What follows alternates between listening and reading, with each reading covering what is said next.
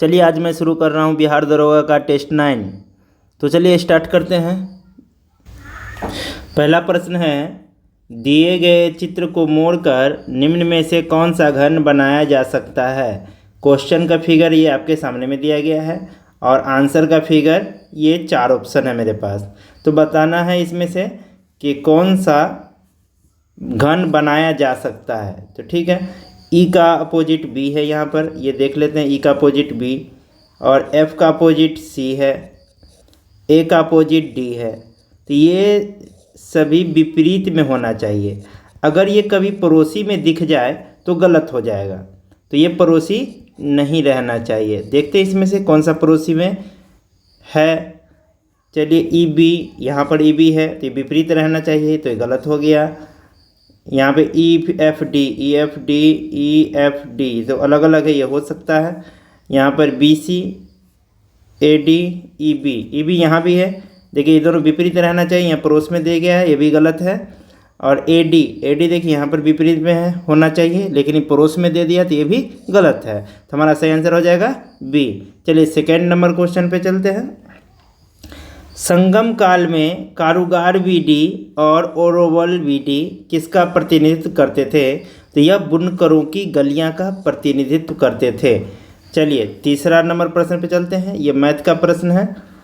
राघव अपनी आय का 80% खर्च करता है। मान लेते हैं इसका आमदनी 100 है। आय कितना मान लेते हैं 100, आय हो गया 100 और खर्च करता है 80%, खर्च हो गया 80। यदि उसकी आय 12% से बढ़ जाती है तो आय 12% बढ़ जाएगा तो 112, और बचत 10% कम हो जाती है तो बचत तो पहले निकालना होगा। तो बचत यहाँ देखते हैं, 100 में से 80 खर्च किया तो 20 बचत था। अब बचत 10% कम हो जाती है तो 20 का 10% कितना होगा, 2 कम कर देंगे तो कितना हो जाएगा 18। तो बचत हो जाती है इसकी 18। तो खर्च कितना होगा, 112 में से 18 घटा दीजिए तो 112 में से 12 में से 8 गया 4, बचा 10 में से 1 गया 9, 12 में से 8 गया 4, 10 में से 1 गया 9 और ये 0 ख़त्म हो गया 99। 12 में से 8 गया 4, सॉरी इसका माइनस गलती हो गया है। 12 में से 8 गया तो 4 लिखना था हमें, 10 में से गया ना 94। तो देखिए खर्च पहले 80 था, बाद में 94 हो गया। अब ये कह रहा है उसके खर्च में प्रतिशत वृद्धि ज्ञात करें। एक बार फिर से सवाल देखिए। राघव अपनी आय का 80% खर्च करता है। यदि उसकी आय 12% से बढ़ जाती है, बचत 10% कम हो जाती है, तो उसके खर्च में प्रतिशत वृद्धि निकालना है। तो खर्च पहले कितना था 80, बाद में कितना हो जाता है 94। तो प्रतिशत वृद्धि निकालना है, इसका प्रतिशत वृद्धि निकालना है। तो प्रतिशत वृद्धि का नियम है कि खर्च में अंतर, 94 से 80 गया 14 का अंतर है। पहले का खर्च 80, 14/80 गुने 100, इसको निकाल लीजिए। 1 0 से 1 0 कट जाएगा। अब ये 2 सत्ते 14, 2 चौका 8, 2 दूनी 4, 2 पंचे 10, 7 पंचे 35/2, 35 को 2 से भाग दीजिएगा 17.5।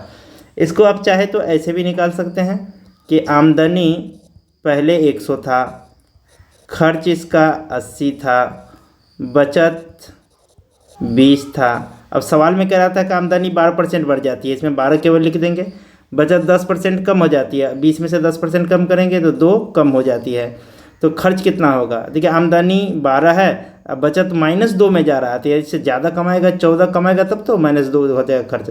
14 रुपया खर्च किया, अब 12 रुपया आमदनी था तो अपना बचत -2 में चल गया। अब ये कह रहा है इसका प्रतिशत वृद्धि, तो इसी का प्रतिशत वृद्धि निकालना है। तो 14/80, यहाँ देखिए 14/80 गुने 100, ऐसे भी आप सोच सकते हैं। चलिए 4 नंबर सवाल पे चलते हैं।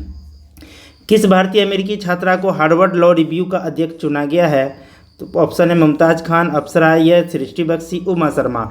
अप्सरा अय्यर को हार्वर्ड लॉ रिव्यू का अध्यक्ष चुना गया है। 5वां नंबर सवाल है।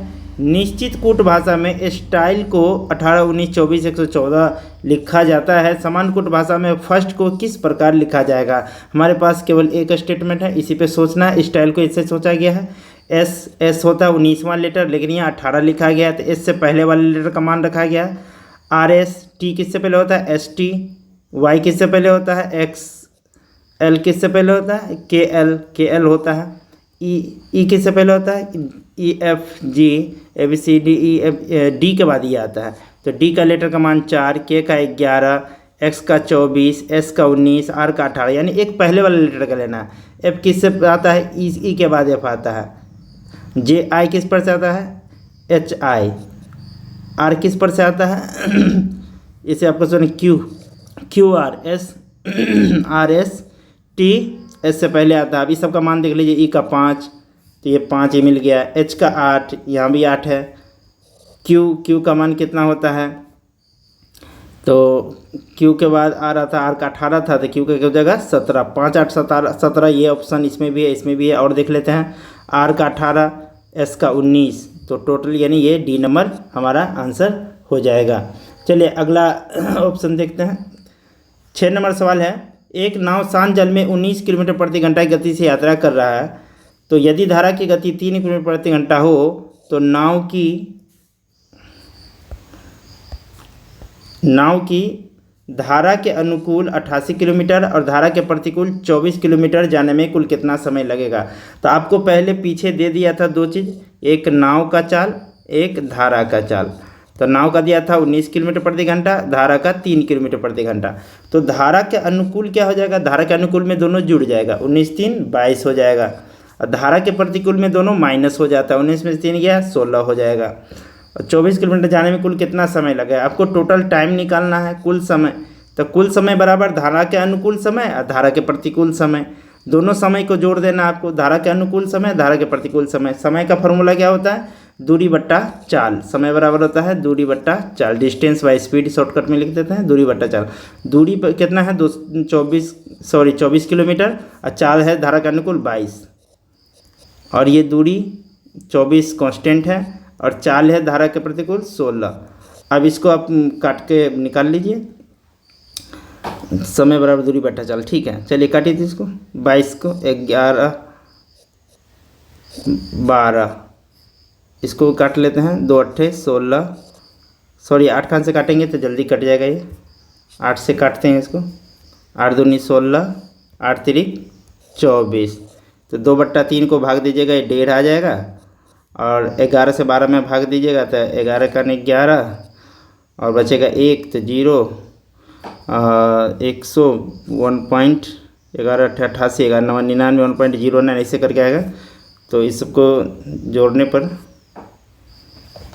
इसका जोड़ घटाओ, फिर से इसको थोड़ा भाग देते हैं, गलती हो गया लगता है।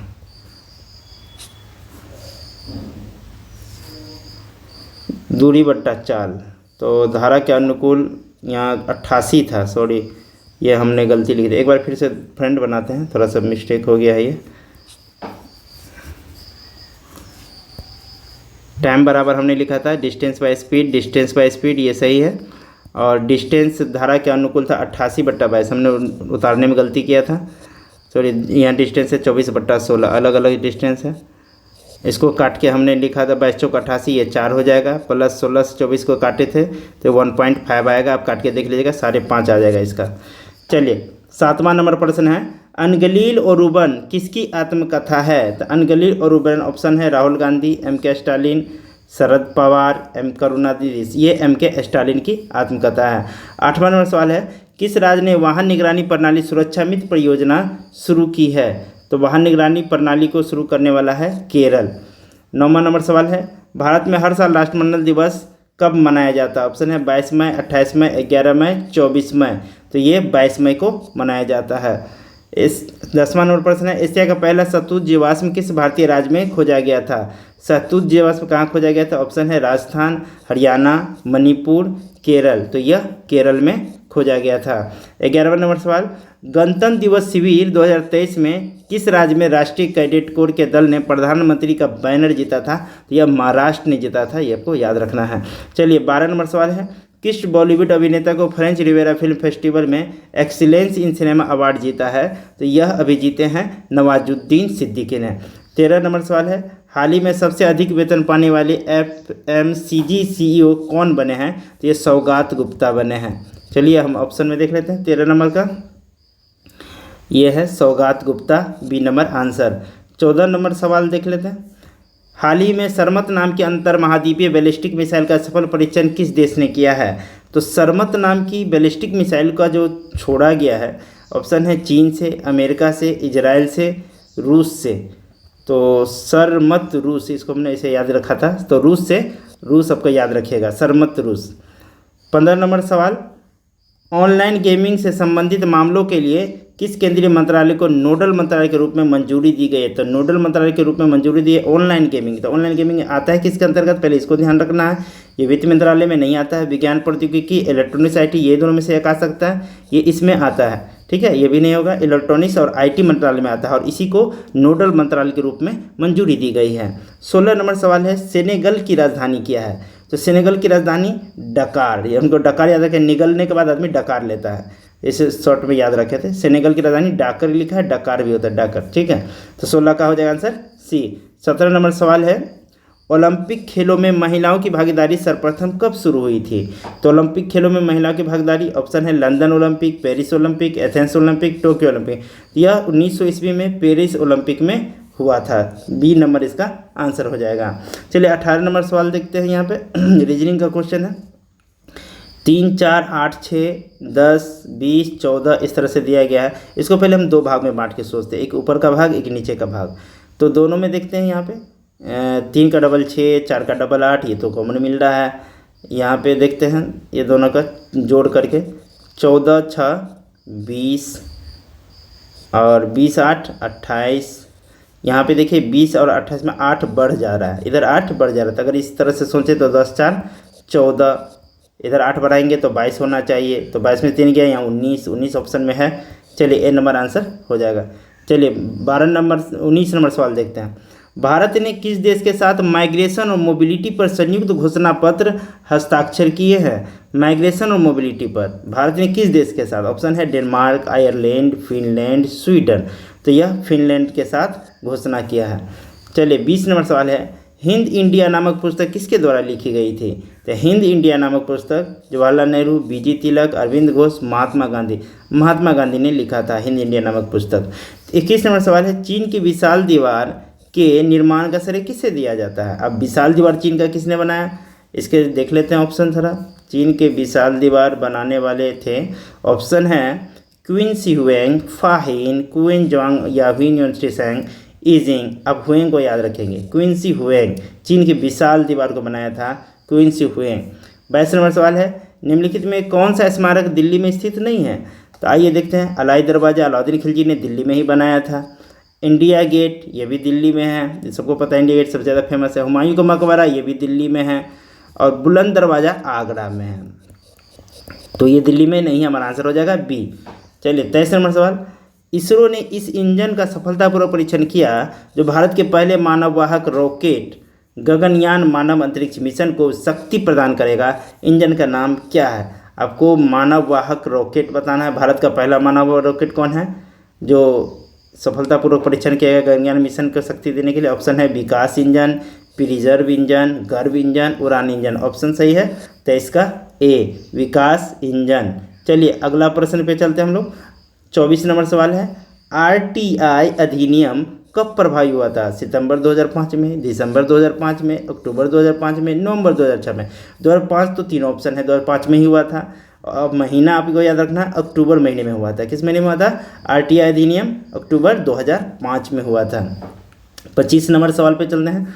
कंप्यूटर के लिए सबसे पहले C लैंग्वेज का विकास किसने किया था? तो कंप्यूटर के सबसे पहले C लैंग्वेज का विकास, ऑप्शन है ग्रेजुएट प्रेंसी, Dennis Ritchie, Hobart Bloomberg, Vernon रिंस। तो इसमें आपका सही आंसर हो जाएगा कि कौन सा? Dennis Ritchie. डेनिस रिची ने C लैंग्वेज का विकास किया था। 26 नंबर सवाल है, अखिल भारतीय ताइक्वांडो चैंपियनशिप का उद्घाटन दिल्ली में होगा। भारतीय खेल प्राधिकरण के साथ चैंपियनशिप की सह मेजबानी कौन सा देश कर रहा है? तो ये दिल्ली में हो चुका है ताइक्वांडो चैंपियनशिप। तो इसको किया था, इस ताइक्वांडो चैंपियनशिप का उद्घाटन भारतीय खेल प्राधिकरण से चैंपियनशिप की मेजबानी कर रहा था ये दक्षिण कोरिया। इसका सही आंसर हो जाएगा C नंबर आंसर। चलिए 27 नंबर सवाल है, सबसे ज़्यादा किस प्रजाति के लोग थे? सबसे ज़्यादा किस प्रजाति के लोग थे? भूमध्यसागरीय, मंगोलाइड, अल्पाइन, प्रोटोस्टलाइड। तो आपको इसमें भारत में जो आने वाले लोग थे सबसे ज़्यादा भूमध्यसागर में आके बसे थे पहले, भूमध्यसागर या कैस्पियन सागर के आसपास। तो 27 का आंसर हो जाएगा A। 28 नंबर सवाल, भारत में धारणीय विकास के दृष्टिकोण से विद्युत उत्पादन का सबसे अच्छा स्रोत कौन सा है? तो अब विद्युत उत्पादन के लिए कोयला से उतना नहीं होगा, खनिज तेल गैस से भी नहीं होगा, ये तो हम दूसरे देश से खरीदते हैं। परमाणु ऊर्जा भविष्य में इस्तेमाल कर सकते हैं, लेकिन अभी वर्तमान में जल विद्युत से सबसे ज़्यादा हम लोग जल उत्पादन होता है। 29 नंबर सवाल, गोल्डमैन पुरस्कार किस क्षेत्र में उत्कृष्ट योगदान के लिए दिए जाते हैं? गोल्डमैन पुरस्कार किस क्षेत्र में दिया जाता है? ये पर्यावरण के क्षेत्र में जाते हैं। जनसंख्या नियंत्रण, ऊर्जा संरक्षण, विज्ञान लोकप्रिय करना, पर्यावरण की रक्षा। तो डी नंबर आंसर सही हो जाएगा, 29 का डी। चलिए 30 नंबर सवाल है, नेताजी सुभाष राष्ट्रीय खेल संस्थान कहाँ पर स्थित है? ऑप्शन है कोलकाता, दिल्ली, झांसी, पटियाला। सही आंसर हो जाएगा पटियाला में। नेताजी सुभाष राष्ट्रीय खेल संस्थान कहाँ है? पटियाला में। चलिए 31 नंबर सवाल पे देख चलते हैं। ये हमारा 31, सौर विकिरण की सबसे महत्वपूर्ण भूमिका किस में होती है? अब सूरज जो निकलता है इसका सबसे महत्वपूर्ण भूमिका किस में होता है? हाइड्रोजन चक्र में नहीं, कार्बन चक्र में नहीं, जल चक्र में हाँ, पानी सूख जाता है इसमें, नाइट्रोजन चक्र में नहीं। तो सौर विकिरण की सबसे महत्वपूर्ण भूमिका होती है जल चक्र में। चलिए अगला प्रश्न है 32 नंबर सवाल, वाहनों में पीछे के दृश्य को देखने के लिए लगे दर्पण द्वारा आवर्धन क्या होगा? आप जानते हैं कि गाड़ी में पीछे देखने के लिए इस तरह से उठा हुआ दर्पण रहता है, जिसको अवतल दर्पण बोलते हैं। इसको सॉरी, उठे हुए दर्पण को अवतल नहीं, उत्तल दर्पण बोलते हैं। उत्तल दर्पण, उठा हुआ दर्पण कौन सा था? उत्तल दर्पण। तो ये उत्तल दर्पण में अब दर्पण जैसे कोई सा भी, इसका आवर्धन का सूत्र होता है m बराबर -v/u। तो ये माइनस जो ऋणात्मक है, तो माइनस जो होता है हमेशा एक से छोटा होता है, तो एक से कम हो जाएगा, एक से अधिक नहीं होगा, एक भी नहीं होगा, तो आवर्धन हो जाएगा एक से कम। तो वाहनों में पीछे देखने के लिए यानी कि उत्तल दर्पण में आवर्धन कितना हो जाएगा? एक से कम होता है। 33 नंबर सवाल, तीसरी आसियान डिजिटल मंत्रियों की बैठक किस शहर में हुई? तीसरी आसियान डिजिटल मंत्रियों की बैठक किस शहर में हुई है? तो यह फरवरी 2023 में हुई थी, नई दिल्ली में। फरवरी 2023 में तीसरी बैठक हुई थी आसियान की नई दिल्ली में, और फिर से फरवरी 2024 में अभी चौथी बैठक हो चुकी है सिंगापुर में। ये भी याद रखेंगे आप, चौथी बैठक पूछ दें तो सिंगापुर में हुई है, तीसरी बैठक नई दिल्ली में हुई थी। 34 नंबर सवाल है, संयुक्त राष्ट्र पर्यावरण कार्यक्रम यूनेप का मुख्यालय कहाँ है? तो यूनेप का नैरोबी। यूनेप की स्थापना हुआ था 1972 में, याद रखिएगा। चलिए 35 नंबर सवाल, मिट्टी के बर्तन में रखा जल गर्मियों में भी ठंडा रहता है। अब मिट्टी का बर्तन जैसे मटका है या घड़ा जिसको हम लोग कहते हैं, तो इसमें पानी क्यों ठंडा रहता है? इसमें छोटे छोटे मिट्टी के बर्तन में छिद्र होते हैं, इस छिद्र से पानी का रिसाव होता रहता है, और जैसे ही सूरज की रोशनी इस पर पड़ती है तो ये गर्म होना चाहिए, ये पानी का जो क्या होता है भाप बन के उड़ जाता है, यानी वाष्प उत्सर्जन। ऑप्शन ए नंबर सही आंसर हमारा हो जाएगा। चलिए 36 नंबर सवाल है, सेब्रेस की संधि के प्रकाशन के कारण निम्नलिखित में कौन सी घटना हुई? ऑप्शन है असहयोग आंदोलन, सविनय अवज्ञा आंदोलन, व्यक्तिगत सत्याग्रह, भारत जोड़ो आंदोलन। यहाँ भारत छोड़ो कह सकते हैं, भारत छोड़ो आंदोलन। तो कौन सी घटना हुई थी सेब्रेस की संधि के कारण? तो सविनय अवज्ञा आंदोलन हुआ था। आइए देख लेते हैं इसका काल क्या हुआ था। सविनय अवज्ञा आंदोलन 12 मार्च 1930 को शुरू हुआ था। 12 मार्च 1930 को शुरू हुआ था और 6 अप्रैल 1930 को इसको बंद कर दिया गया था। 6 अप्रैल 1930 को इसको समाप्त कर दिया गया था। भारत छोड़ो आंदोलन 1942 में हुआ था।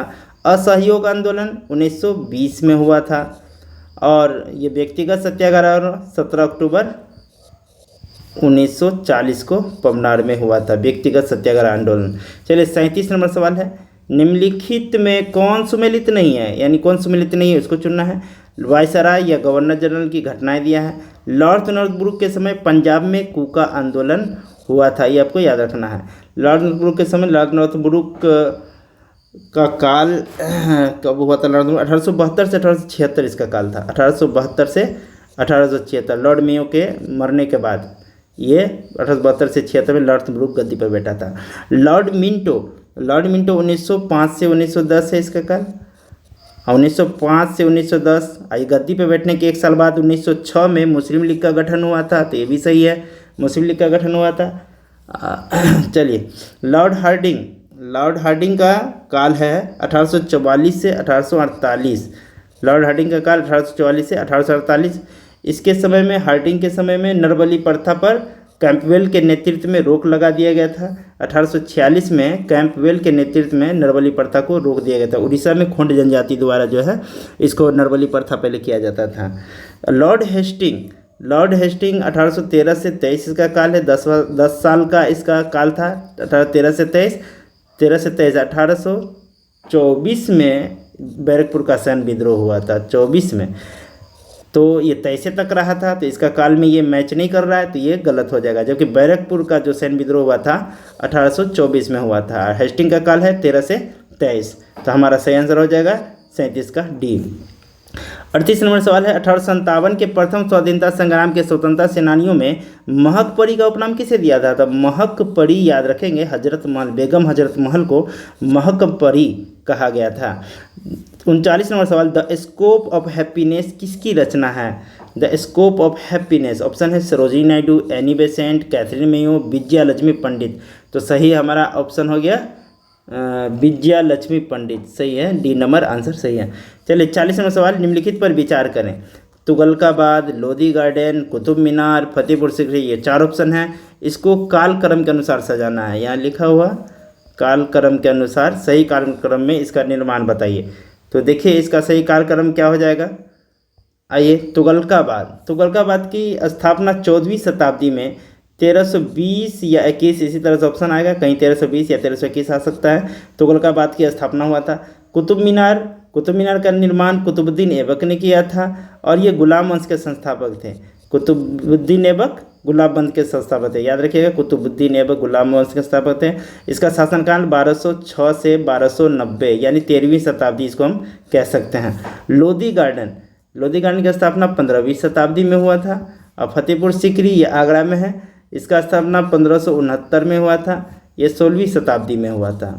तो 15वीं, 16वीं और ये 14वीं और ये 13वीं। तो सबसे पहला कौन होगा? 3 1 2 4, 3 1 2 4 हमारा सही आंसर हो जाएगा 3 1 2 4, ये 3 1 2 4 सही कार्यक्रम अनुसार है। चलिए 41 नंबर सवाल है, वैदिक युग में हिरण शब्द का प्रयोग किसके लिए हुआ था? हिरण शब्द का प्रयोग सोना के लिए हुआ था, ऑप्शन है सी, सोना के लिए। चलिए 42 नंबर सवाल, इनमें से कौन सा पौधा नाइट्रोजन स्थिरीकरण में सहायक नहीं है? तो देखिए नाइट्रोजन स्थिरीकरण में जो सहायक होता है चना, मटर, सेम, इस सब का जो पौधा होता है, इसके जड़ में, पौधों की जड़ों में जो है, जड़ में राइजोबियम नामक जीवाणु होता है, जिसके कारण नाइट्रोजन स्थिरीकरण होता है, नाइट्रोजन को नाइट्रेट में बदल देता है। लेकिन धान के पौधे में ऐसा नहीं होता है, इसके जड़ में जो है पानी लगा रहता है। चलिए 41 नंबर सवाल, एक एटमॉस्फेयर का मान कितना होगा? तो एक एटमॉस्फेयर का जो मान होता है ओरिजिनल, वह 10 13 25 पास्कल होता है। 10 13 25 ऐसे याद रखेंगे आप, 10 13 25 पास्कल होता है, ये एक एटमॉस्फेयर का मान होता है। लेकिन यहाँ पे पॉइंट में दिया है, पावर में कितने देखते हैं इसमें, 1 2 3 4 5, अगर 5 अंक के बाद पॉइंट डालेंगे तो इसके बाद आ जाएगा 10 के पावर 5, तो 1.01 10 के पावर 5, ये हमारा आंसर हो जाएगा। 44 नंबर सवाल है, आधुनिक आवर्त सारणी में इलेक्ट्रॉनिक विन्यास 2-8 युक्त तत्व को आप किस समूह में पाते हैं? आप 2-8 का मतलब होता है 10 होता है नियोन का परमाणु संख्या 10 होता है। अब नियोन किस ग्रुप में आता है? आप जानते हैं कि जितने भी अकेली गैस हैं, helium, neon, argon, krypton, xenon, radon, ये अकेली गैस, ये सभी 18वें वर्ग में आता है, जो आवर्त सारणी के सबसे आखिरी समूह है। इसको हम लोग 8A भी कह सकते हैं, 8A, लेकिन ए तो नहीं लिखा है इसमें, 8A रहता तो ये भी हो सकता था। तो ये समूह 18 का तत्व हो जाएगा। 44 का सी, इसे 18वें समूह का तत्व, अंतिम समूह का तत्व बोलते हैं इसको, तो नियोन भी इसी में आता है। चलिए 45 नंबर सवाल है, नवपाषाण युग की समाप्ति के बाद दक्षिण में किस संस्कृति का उदय हुआ है? तो नवपाषाण युग की समाप्ति के बाद दक्षिण में जो उदय हुआ है, ऑप्शन है नवी युग, महापाषाण काल, नवीन पाषाण काल, ऐतिहासिक काल, ये हो जाएगा महापाषाण काल, हमारा आंसर हो जाएगा बी नंबर। चलिए अगला प्रश्न देखते हैं। 46 नंबर सवाल है, सऊदी अरब की पहली महिला अंतरिक्ष यात्री कौन है जो इंटरनेशनल स्पेस स्टेशन के एक मिशन में शामिल है भाई? चलिए, नोरा अल मटरूस, जेसिका मीर, जैस्मिन मोगबैली, रेयाना बरनावी सऊदी अरब की ही महिला है जो अंतरिक्ष में शामिल हुई है, तो रेयाना याद रखेंगे, रेयाना बरनावी। 47 नंबर सवाल, निम्नलिखित में से कौन सा यौगिक चक्रीय और असंतृप्त है? तो चक्रीय देखते हैं साइक्लोप्रोपेन। देखिए साइक्लोप्रोपेन होता है जैसे 3 कार्बन है, इस तरह से साइकिल की तरह रहता है, सब पे 2-2 हाइड्रोजन रहता है, इस तरह से सब पे 2-2 हाइड्रोजन रहता है, 2-2 हाइड्रोजन इस तरह से सब पे हम लोग लगा सकते हैं। ये साइक्लोप्रोपेन हो गया। एथेन तो सीधा होता है इस तरह से, एथ में 2 कार्बन होता है एथ में, ये हाइड्रोजन हो जाएगा, 4 हाइड्रोजन हो जाएगा एथेन में, C2H6 इसका फार्मूला हो गया। साइक्लोहेक्सेन में इसी तरह से हो जाएगा, 6 कार्बन वाला साइक्लोहेक्सेन में इसी तरह से हो जाएगा, 1 2 3 4 5 6 सभी चेन बनाएगा ऐसे ही, और सब में 2-2 का हाइड्रोजन हो जाएगा, सब में 2-2 हाइड्रोजन, ये साइक्लोहेक्सेन हो जाएगा। बेंजीन का होता है इसी तरह से 6 हाइड्रोजन होता है, लेकिन इसके अंदर डबल बॉन्ड होता है, ऐसे एक सिंगल एक डबल करके ऐसे आता है, एक सिंगल ये डबल, फिर ये सिंगल ये डबल ऐसे आता है, सब पे सिंगल हाइड्रोजन आता है। चूँकि डबल बॉन्ड केवल बेंजीन में है तो ये चक्रीय तो यहाँ पे 1 2 तीनों हैं, लेकिन अगर हमको असंतृप्त भी डाल दे तो ये बेंजीन हो जाएगा, चक्रीय और असंतृप्त। तो डी नंबर हमारा आंसर हो जाएगा भाई। चलिए 48 नंबर सवाल है, गैल्वेनोमीटर परिपथ में संयोजित। अब जैसे कि कोई भी हमारा परिपथ है इस तरह से, ये परिपथ है, ठीक है। अब इस परिपथ में हम गैल्वेनोमीटर जोड़ देते हैं यहाँ पे, गैल्वेनोमीटर। तो गैल्वेनोमीटर किसकी उपस्थिति का संसूचन देगी? तो यह धारा का संसूचन देगा, ठीक है। प्रतिरोध का नहीं देता, विभवांतर का नहीं देगा, आवृत्ति का नहीं देगा, धारा का देगा। 49 नंबर सवाल हमारा कह रहा है, स्वतंत्रता के बाद देश की राष्ट्रीय आय का अनुमान लगाने के लिए भारत ने राष्ट्रीय आय समिति की स्थापना कब की थी? और राष्ट्रीय आय समिति की स्थापना आपको बताना है कब हुआ था। तो ये ऑप्शन है 4 अगस्त 1949, 4 अगस्त 1961, 4 अगस्त 1956, 4 अगस्त 1966। 4 अगस्त सब में है और ईस्वी है 1949। 4 अगस्त 1949 को राष्ट्रीय आय समिति की गठन हुआ था। 50 नंबर सवाल आपका है, चार्ल्स का नियम गैसों के किन 2 गुणों के बीच संबंध स्थापित करता है? तो याद रखिएगा, चार्ल्स का नियम कांस्टेंट प्रेशर पर आया था। कांस्टेंट प्रेशर था, इसके लिए नियत दाब पर आया था। किस पे आया था भाई? नियत दाब पर। अब चार्ल्स का नियम कह रहा था नियत दाब पर कोई बर्तन है, उसमें जो गैस है, तो गैस का जो द्रव्यमान होगा उसके आयतन और ताप के सीधा समानुपाती होता है, आयतन और ताप के सीधा समानुपाती होता है। चार्ल्स का नियम नियत दाब पर किसी बर्तन में गैस की मात्रा उसके आयतन और ताप के सीधा समानुपाती होता है। चलिए 51 नंबर सवाल, आइसोटोन होते हैं।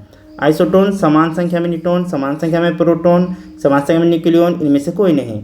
तो देखिए समान संख्या में न्यूट्रॉन को आइसोटोन कहते हैं, इसको हिंदी में समन्यूट्रॉनिक भी बोलते हैं, समन्यूट्रॉनिक, उसे आइसोटोन बोलते हैं। अगर समान संख्या में प्रोटॉन हो गया तो प्रोटॉन की संख्या बराबर परमाणु संख्या, परमाणु संख्या समान यानी समस्थानिक बोलते हैं, इसको आइसोटोप भी बोलते हैं, इसी को समस्थानिक भी कहते हैं। तो ये आइसोटोप हो जाएगा, ये आइसोटोन हो जाएगा, ठीक है।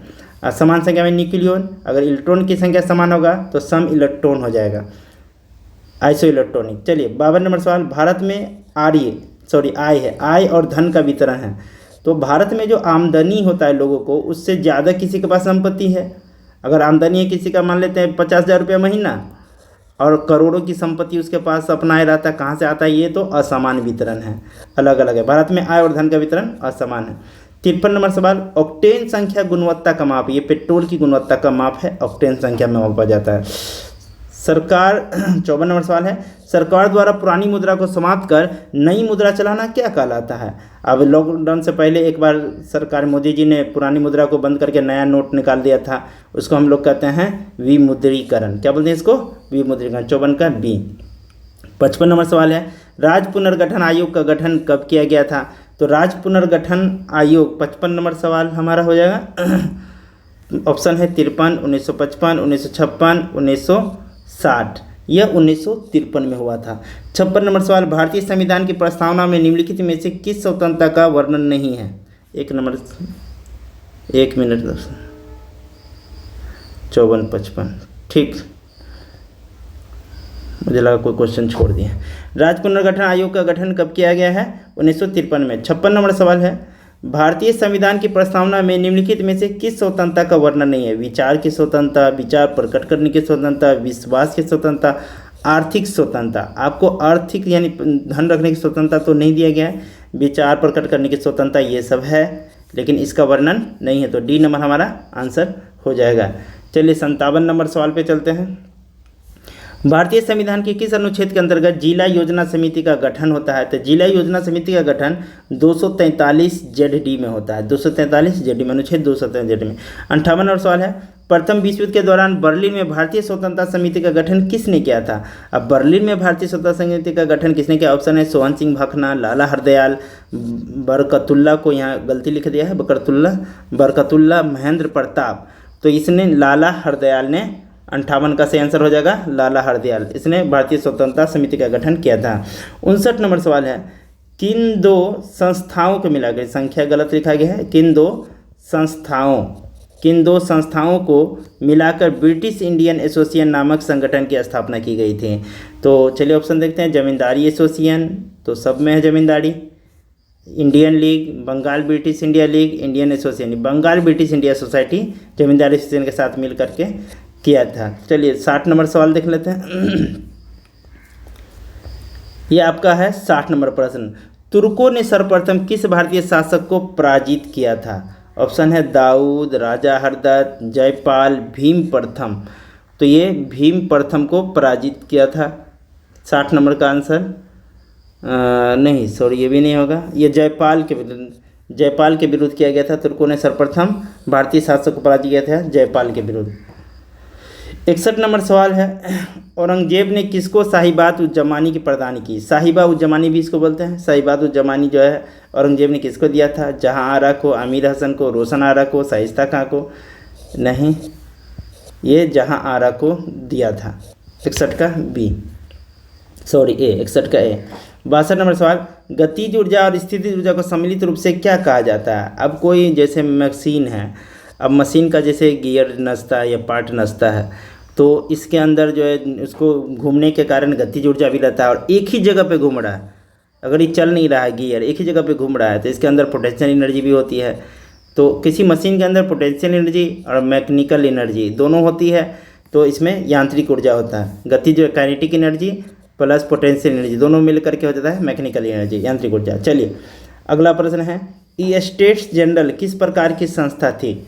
ई स्टेट्स जनरल, ऑप्शन है कुलीनों की, पादरियों की, सैनिकों की, प्रतिनिधियों की। तो ये संस्था थी प्रतिनिधियों की।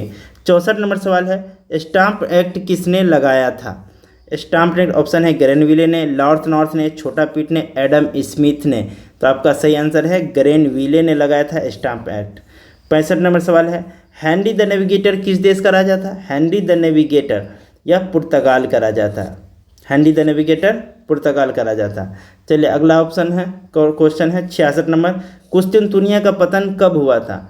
ऑप्शन 1453, 1455, 1492, 1498। ये 1453 में कुस्तुनतुनिया का पतन हुआ था। 67 नंबर में है, सूची 1 के पदों को सूची 2 के पदों के साथ सुमेलित कीजिए और सूचियों के नीचे दिए गए कोटों से सही उत्तर चुनिए। चलिए इसको मिलाना हमें। तिरुक्कुरल, तुलक्कपियम, शिल्पादिकारम, मणिमेखले। ऑप्शन है प्रेम कथा, दर्शन, वनी कथा, व्याकरण। अब इसमें व्याकरण कौन था? तो तिरुक्कुरल क्या था? तिरुक्कुरल तो एक दर्शन था, तो एक का हो जाएगा 2। तुलक, ये इसका दर्शन था। तुलक्कपियम क्या है? तुलक्कपियम एक प्रेम कथा है, तो ये हो जाएगा 2 का 1। शिल्पादिकारम प्रेम कथा, सॉरी दोस्तों, शिल्पादिकारम प्रेम कथा हो जाएगा। और तिरुक्कुरल एक का तो 2 लिखे दिए थे। तुलक्कपियम व्याकरण, बी का 4, ए का 2। शिल्पादिकारम प्रेम कथा, इसका 1 बच गया। मणिमेखले वनी कथा, 2, 4, 1, 3, ये सही आंसर है। चलिए तो 2, 4, 1, 3 ये डी नंबर इसका आंसर हो जाएगा। 68 नंबर सवाल, ध्वनि की पिच किस चीज़ पर निर्भर करती है? ध्वनि की पिच ये निर्भर करती है लय पे, नहीं। तीव्रता पर, नहीं। आयाम, आवृत्ति, ये दोनों में से एक हो जाएगा। तो ये ध्वनि की जो पिच होती है ये फ्रीक्वेंसी, हाँ, आवृत्ति पर निर्भर करती है, फ्रीक्वेंसी पर निर्भर करती है। एम्पलीट्यूड इसको बोलते हैं, इस पर निर्भर नहीं करती है, आवृत्ति पर। 68 का डी। 69 नंबर सवाल, ऋग्वेद को किस मंडल की रचना संभवतः सबसे बाद में की गई? तो देखिए ऋग्वेद के सबसे बाद का जो मंडल था, पहला और 10वां, ये सबसे बाद का मंडल है।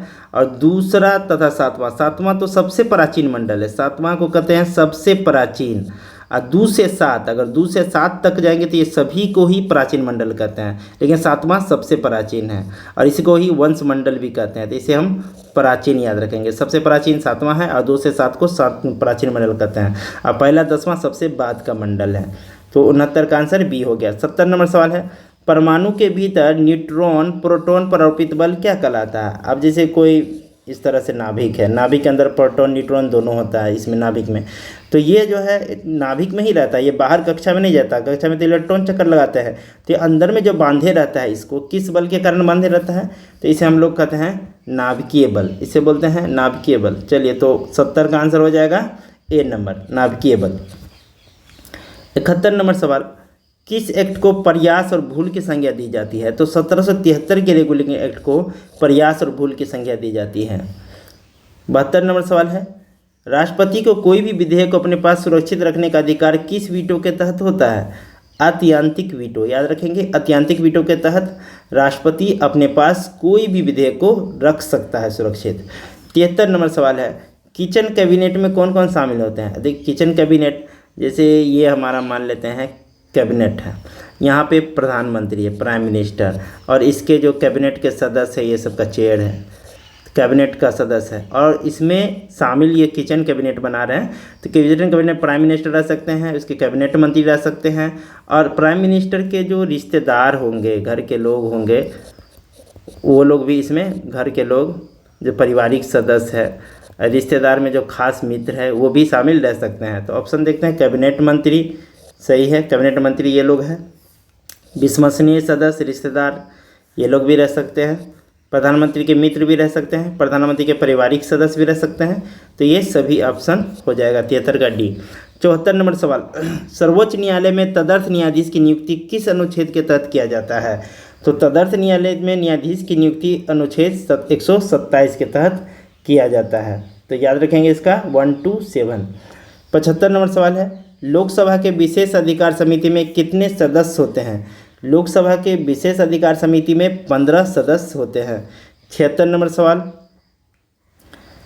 जीव जंतुओं पर लगाया गया कर किसके तहत आता है। ऑप्शन है संघ सूची, समवर्ती सूची, राज्य सूची, अवशिष्ट सूची।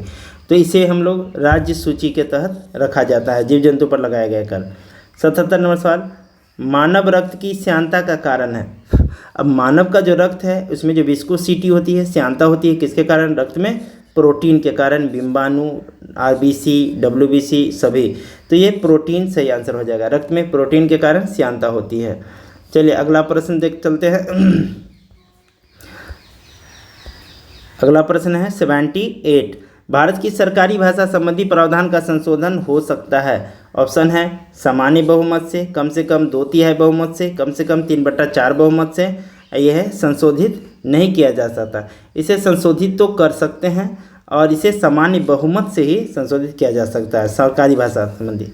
चलिए 79 नंबर सवाल है, बेतवा नदी मिलती है, किस मिलती है। ऑप्शन है गंगा से, यमुना से, ब्रह्मपुत्र से, सोन से। तो यह यमुना नदी से बेतवा नदी मिलती है। 80 नंबर सवाल, निम्नलिखित में से कौन सा कथन अटाकामा के बारे में सही नहीं है। चलिए अटाकामा के बारे में कह रहा है वह दक्षिण अमेरिका में एक मरुस्थल है, बिल्कुल सही है। दक्षिण अमेरिका के चिली देश में यह एक मरुस्थल है, तो ये तो सही है। यह संसार का सबसे शुष्क मरुस्थल है, ये भी ठीक है। वह दक्षिणी चिली में अवस्थित है, तो ये गलत है। चिली में तो है लेकिन दक्षिण चिली में नहीं है, इसको देख लेते हैं ज़रा। इसमें नाइट्रेट के प्रचुर भंडार है, ये भी सही है। देखिए जो हमारा जो अटाकामा मरुस्थल है वह है दक्षिणी अमेरिका में, हमें इस तरह से दक्षिणी अमेरिका को मान लेते हैं, थोड़ा सा टेढ़ा हो गया। चलिए दक्षिणी अमेरिका है यहाँ पे, दक्षिणी अमेरिका में यहाँ पर चिली देश है। ये कौन सा देश है, ये चिली देश है। इस चिली देश में अटाकामा मरुस्थल यहाँ पे है, यहाँ पे है अटाकामा मरुस्थल। तो अटाकामा मरुस्थल बिल्कुल नीचे भी नहीं है, दक्षिण में नहीं है, ऊपर ही बल्कि थोड़ा सा है, ऊपर में यहाँ पे मध्य में है, यहाँ पे है अटाकामा मरुस्थल। तो ये दक्षिणी चिली में नहीं होगा, मध्य चिली में कह सकते थे इसको, यहाँ पे है। तो सी नंबर आंसर इसका गलत हो गया। चलिए 80 का हो गया सी। चलिए अगला प्रश्न देखते हैं 81 नंबर। खून को जमने से रोकने में सहायक यौगिक सोडियम लैमिनेरिन सल्फेट किस शैवाल से प्राप्त किया जाता है? तो नाम पे ही स्पष्ट है, लैमिनेरिन सल्फेट लैमिनेरिया से शैवाल है, लैमिनेरिया शैवाल से प्राप्त किया जाता है। 81 का ए। 82 नंबर है, रक्त में शर्करा की कमी से कौन सा रोग होता है? अब शर्करा की कमी, अब शर्करा जिसको ज़्यादा हो जाता है डायबिटीज रोग हो जाता है, उसको मधुमेह होता है, ज़्यादा होता है तो, लेकिन जब कमी होता है तो इसका नाम हाइपोग्लाइसीमिया दिया जाता है। तो बी नंबर इसका आंसर हो जाएगा, 82 का बी। 83, अपनी शक्ति को समेकित करने के बाद बलबन ने भव्य उपाधि धारण की थी। बलबन, यह बलबन जो है गुलाम वंश में आया था। तो बलबन जो है कौन सा उपाधि धारण किए थे? तूतीय हिंद नहीं, जिले इलाही नहीं, कैसरे हिंद नहीं, दीने इलाही, सॉरी ये इसका आंसर हो जाएगा 83। दीने इलाही तो ये भी तो नहीं होगा, तो इसमें कैसरे हिंद नहीं है, कितना इसका आंसर हो जाएगा जिले इलाही, ये आंसर, हाँ जिले इलाही का हो जाएगा। 83 का सी, बलबन ने उपाधि धारण किया था जिले इलाही का। 84 नंबर सवाल, जाइलम का कौन सा तत्व जीवित कोशिकाओं का बना होता है?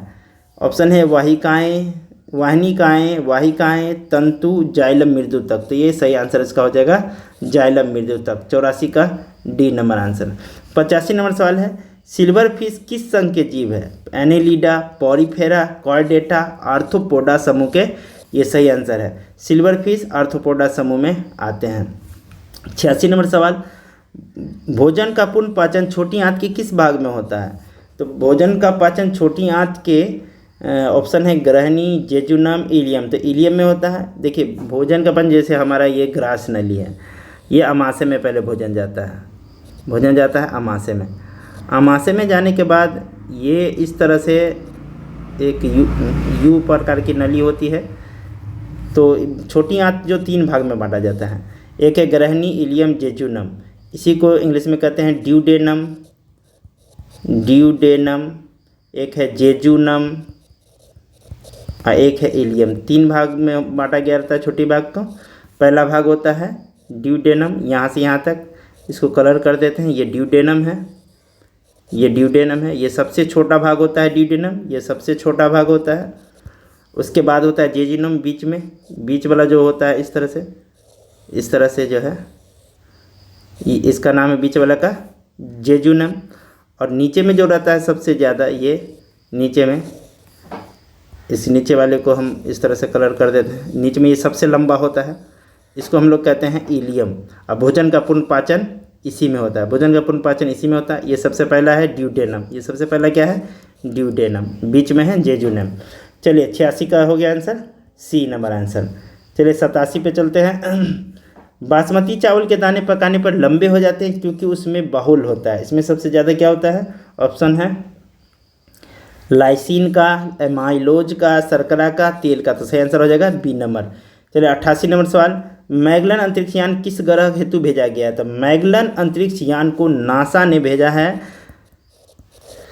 मैगलन अंतरिक्ष यान को नासा ने भेजा है। ये इसे शुक्र ग्रह पर भेजा था नासा ने मैगलन मिशन को। इसे रॉकेट STS-30 के द्वारा, STS-30 रॉकेट से इसे भेजा गया है। 4 मई 1989 को नासा ने इसको भेजा था, 4 मई 1989 को भेजा था, याद रखेंगे। चलिए 89 नंबर सवाल, सूची 1 के पदों को सूची 2 के पदों के साथ सुमेलित कीजिए तथा सूचियों के नीचे दिए गए कूटों से सही उत्तर चुनिए। आइए आपको देखना है इसमें। माउंट किनाबालू, एक पर्वत है माउंट किनाबालू, ये किस देश में है? तो बालू मलेशिया, याद रखेंगे। माउंट किनाबालू मलेशिया, ए का 2 हो गया। अलबुर्ज ईरान के है, इसी के नाम पे अलबुर्ज खलीफा में बना गया है दुबई में, ये ईरान के, लेकिन ये माउंट है। तो 2 बी का हो गया 4। एकाकागुआ, एकाकागुआ अर्जेंटीना का है, तो सी का 1 हो जाएगा। किलिमंजारो तंजानिया का है, डी का 3 हो जाएगा। 2 4 1 3, ये डी नंबर आपका सही आंसर हो गया। 90 नंबर सवाल है, केरल के कई भागों की समुद्र तटीय बालू में निम्नलिखित पदार्थों में कौन से पाए जाते हैं? इल्मेनाइट, सिल्मेनाइट, जिरकॉन, ये तीनों पाए जाते हैं, टंगस्टन नहीं पाए जाते हैं। तो 1 2 3, ये बी नंबर आपका सही आंसर हो गया। 91 नंबर सवाल है, भारत में जनजातियों के निर्धारण का क्या आधार है? ऑप्शन है सांस्कृतिक विशेषीकरण, विभिन्न आवास, भाषा बोली, सामाजिक रीति रिवाज की विभिन्नताएं, आर्थिक स्तर। तो इसमें से आपका सही आंसर हो जाएगा सांस्कृतिक विशेषीकरण और विभिन्न आवास, अलग अलग तरह के घर होते हैं और सांस्कृतिक विशेष होता है, जनजातीय जैसे खास इसका सांस्कृतिक रहन सहन होता है। 91 का ए नंबर सवाल। 92 है, न्यूनतम साक्षरता वाला केंद्र शासित प्रदेश कौन है, जहाँ सबसे कम पढ़े लिखे लोग। ऑप्शन है अंडमान निकोबार, पुदुचेरी, लक्षद्वीप, दादर नागर हवेली। तो सही आंसर आपका हो गया दादर नागर हवेली, डी नंबर। 93 है, भारत सरकार द्वारा राष्ट्रीय जल संसाधन परिषद का गठन कब हुआ था। ऑप्शन है 1983, 1985, 1998, 2014। तो जल संसाधन परिषद का गठन हुआ था 1983 में, ए नंबर आंसर। मोसान किस पशु का नस्ल है, तो ये बकरी का नस्ल है, मोशान बकरी का नस्ल है। 94 का बी। चलिए 95 नंबर सवाल पे चलते हैं। ये है हमारा 95 नंबर सवाल। नींबू तथा टमाटर में कैंकर रोग किस सूक्ष्मजीव के कारण होता है। ऑप्शन है जीवाणु, विषाणु, प्रोटोजोआ, फफूंद। ये फफूंद नहीं होगा, ये जीवाणु या विषाणु में से आपको चुनना, जीवाणु या विषाणु होता है। तो नींबू तथा टमाटर में जो सड़न लग जाती है तो ये जीवाणु के कारण होता है। 96 नंबर, फूलों और बीजों की विभिन्न प्रकार के आकर्षक रंग प्रदान करता है। तो फूल और बीजों का जो पत्ती का रंग होता है हरा रंग, वो तो क्लोरोप्लास्ट के कारण होता है, ल्यूकोप्लास्ट नहीं होगा, होनोप्लास्ट नहीं होगा, और अलग अलग रंग क्रोमोप्लास्ट के कारण होता है। तो बी नंबर आंसर 96 का बी हो जाएगा। कश्मीर घाटी स्थित है, कश्मीर घाटी किसके बीच स्थित है। कांगड़ा, धौलाधर पर्वत, कांगड़ा तो नहीं होगा। पीर पंजाल हिमाद्री, ये सही आंसर है, पीर पंजाल हिमाद्री पर्वत के बीच होता है। महाभारत धौलाधर, ये भी नहीं होगा, पीर पंजाल है, महाभारत नहीं होगा, हिमाद्री पर्वत के बीच होता है। एक तरफ हिमाद्री पर्वत है, एक तरफ पीर पंजाल है, ये दोनों पर्वत के बीच में एक तरफ तो घाटी है, पीर पंजाल तो दर्रा है, ये दर्रा है, और ये पर्वत इसके बीच में कश्मीर है। तो बी नंबर आपका सही आंसर हो जाएगा। 98 नंबर सवाल है, मध्य प्रदेश में पीतमपुर को किसके लिए जाना जाता है। ऑप्शन कागज, जूट, एल्युमिनियम, ऑटोमोबाइल। तो सही आंसर इसका हो जाएगा 98 का ऑटोमोबाइल, ऑटोमोबाइल के लिए पीतमपुर को जानते हैं। 99 नंबर, आम्र वर्षा संबंधित है। आम्र वर्षा किसके लिए, आमों की बौछार, आम का टपकना, बिहार बंगाल में मार्च अप्रैल होने वाली वर्षा। तो सही आंसर है सी, मार्च अप्रैल में जो होने वाली बारिश होती है बिहार बंगाल में, उसे आम्र वर्षा, मैंगो शावर कहते हैं। लास्ट क्वेश्चन है, निम्न में से कौन सा शहर गंगा नदी के किनारे स्थित नहीं है। तो देखते हैं फतेहपुर, यह गंगा और यमुना दोनों नदी के किनारे है, गंगा यमुना दोनों नदी के किनारे है फतेहपुर, तो गंगा तो आ ही गया। यह फतेहपुर यूपी में है, भागलपुर बिहार में है, ये भी गंगा नदी के किनारे है। कानपुर यूपी में है, ये भी गंगा नदी के किनारे है। उत्तरकाशी या भागीरथी नदी के किनारे में है, तो ये गंगा नदी के किनारे नहीं है, तो हमारा आंसर हो जाएगा सी नंबर। तो चलिए दोस्तों, आपको कैसा लगा कमेंट करके ज़रूर बताइएगा, और पसंद आए तो लाइक और शेयर ज़रूर कीजिएगा। धन्यवाद।